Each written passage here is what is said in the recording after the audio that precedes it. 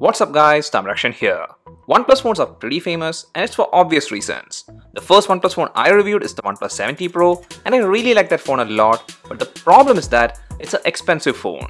But still, it does have great features for the price and I love the OnePlus 70 Pro. But the interesting thing is that OnePlus actually has another offering in this series which you guys might already know, and that's the OnePlus 70. And here with the 70, that main issue, which is the price, is way less than the 70 Pro, but the specs are actually on par with the 70 Pro. Now this phone was launched 6 months ago and this video is whether this phone is still worth buying.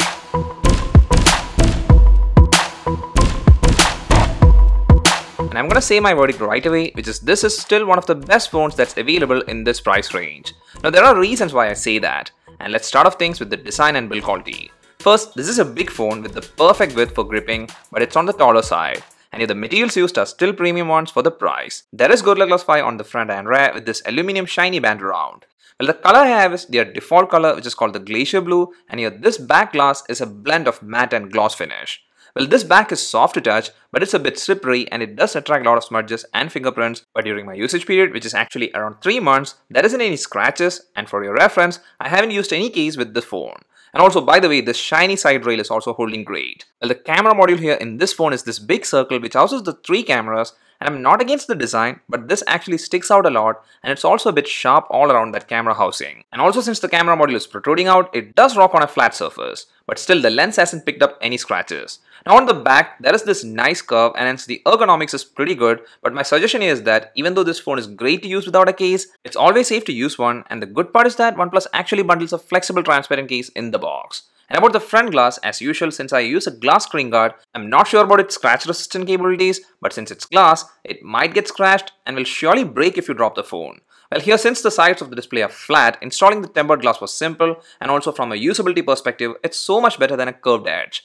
Now the next thing which is done great here is actually the buttons. They're very tactile and feels very sturdy, and also this mute unmute slider, which is only seen in OnePlus phones in the Android space, is a great feature, and here this slider is also holding well. Then about the antenna bands around the phone, they're not symmetrical, and for the ports, well, there is only one port, which is a USB-C port, and that's on the bottom of the phone. And on the bottom, you actually have your primary speaker and also the SIM card tray, which does take in 2 nano SIMs. Now there isn't any SD card slot available, but I feel it's not needed because this, even though being the base variant of the phone, it does have 128 GB of storage. Now here, I did say the primary speaker is located on the bottom portion of the phone, and the secondary one is inside this earpiece grill, and based on a teardown video I've seen, I think there is a separate speaker here instead of making the earpiece a speaker, and that does make the audio output experience pretty great.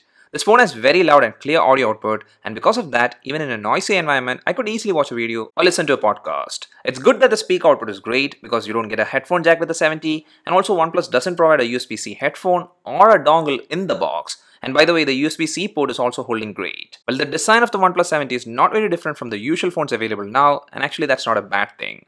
And here what I feel from my experience is that OnePlus does make well-built phones, and the 70 is no exception. It's perfectly put together with no gap or flex, even though it's not on the thicker side. And from my experience till now, other than the camera section protruding out, I've grown to like this design, and especially the way it feels while using it. For the price category it falls into, which is at present 35,000 Indian rupees for the base variant, I feel the OnePlus 70's design and build is still top notch. While talking about notch, there is actually this water drop style notch which is cut into the display to house the front camera, and here this display is the next best thing about this phone. Or maybe I'll say this is one of the factors that still makes this phone a great one. The display size is 6.55 inches and it's an AMOLED display.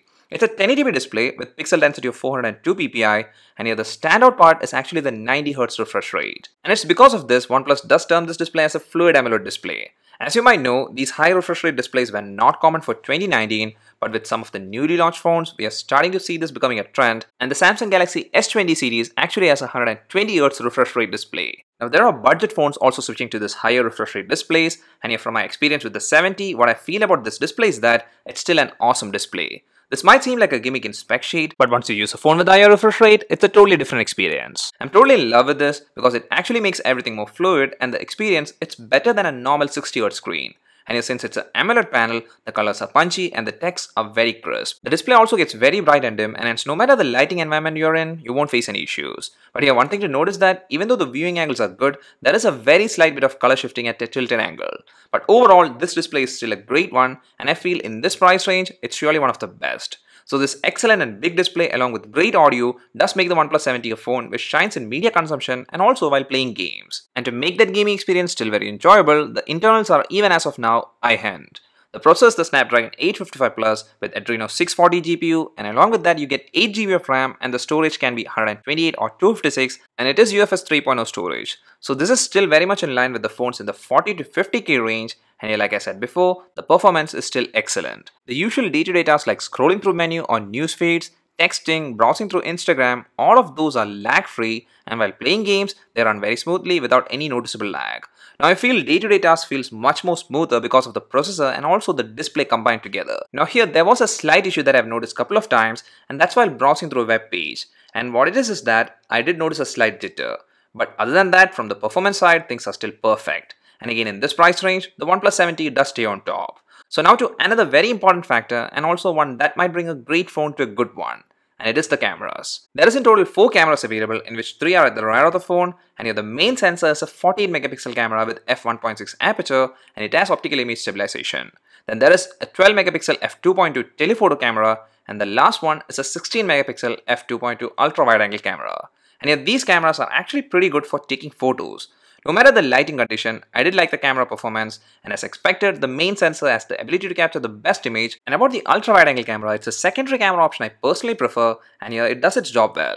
The 2x telephoto also does capture neat shots, and here there is a super macro mode option available, which is also a very unique and handy feature, even though it does need some patience to get proper focusing.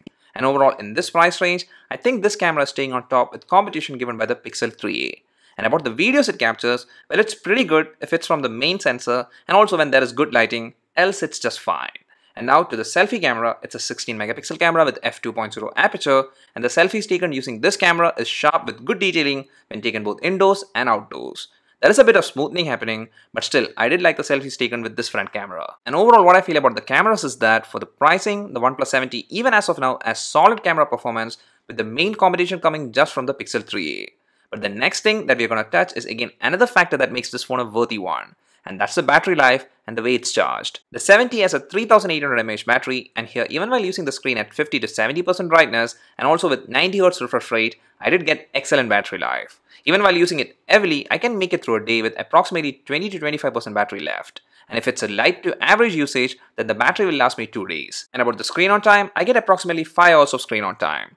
Now on top of getting good battery backup, the best part is the speed at which the battery can be topped up. You need to use the included charger that came with the phone to get fast charging, and the charger rating is 30 watts. Now since I've started using the 70, I did change the way I charge my phone. I don't plug it at night anymore, and instead I plug it when I need to for 30 minutes or so, and the battery will be charged to full. Now one thing to note here if you're a user who prefers wireless charging is that it's not available.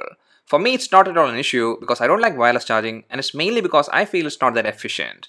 And by the way, this battery is still holding fine, and also the device doesn't get warm even with fast charging. And actually that's the case even while doing intense gaming and stuff like that. It doesn't get much hot. Now for unlocking the phone, there isn't any fancy very secure Face ID stuff available. But you get the option to enable the less secure face unlock with the front camera, which is very fast. Then there is an in-display fingerprint scanner, which again is fast and accurate. It does work majority of the time, and here even with the glass screen guard, the accuracy and speed is not affected.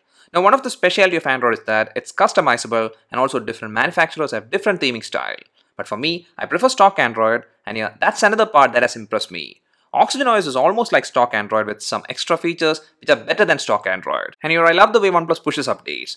During my usage time, I did get bug fixes, and by OnePlus's software support style, I think in the software side, the 70 will be covered for at least 2 years. So now to some of the final stuff which is very important for a phone is the earpiece and call quality. And here the earpiece used in the 70 is not a bad one, but it's not the best. It does sound clear, and here since the microphone does pick up audio well, the person on the other side could clearly hear everything. Then if in case you're wondering whether the 70 has an official water resistant rating, well it doesn't. But there are some precautions taken which might to an extent help from splashes. Well, I guess that's everything about the OnePlus 70. Most of the things that matter with the smartphone are still the best or either good with this phone even as of now.